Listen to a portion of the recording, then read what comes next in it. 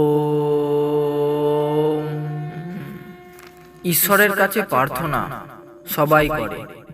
প্রতিদিন সকালে উঠে নিজের পরিবার, নিজের সংসারের ভালোর জন্য আশীর্বাদ কামনা করে।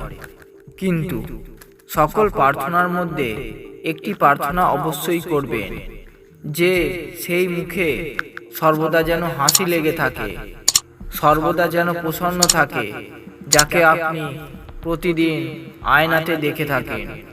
নিজে সুখে থাকলে, নিজে সন্তুষ্ট থাকলে তবেই তো এই সংসারকে সুখী করতে পারবেন। যার নিজের ঝুলি শূন্য, সে অপরের ঝুলিকে পূর্ণ কি করে করবে? সেই জন্য সর্বদা নিজের সুখের কামনা করুন, সর্বদা নিজের মনকে শান্ত রাখার চেষ্টা করুন। আপনার প্রচেষ্টাতেই সংসার সুখী হয়ে উঠবে।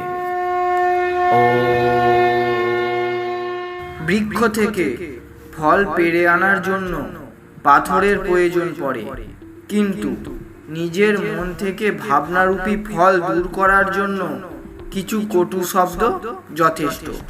সেই জন্য মুখ থেকে সর্বদা শব্দ চিন্তা ভাবনা করে বের করবেন, সর্বদা বিচার করে বলবেন, কারণ আপনার বলা কোনো কথা কখন কাকে আহত করবে কেউ জানতেও পারবে না, আর কেউ জানতেও পারে না। আর মিষ্টি কথা যেখানেই প্রয়োগ করবেন, সেখানেই প্রেমের পুষ্প ফুটিয়ে তুলবেন।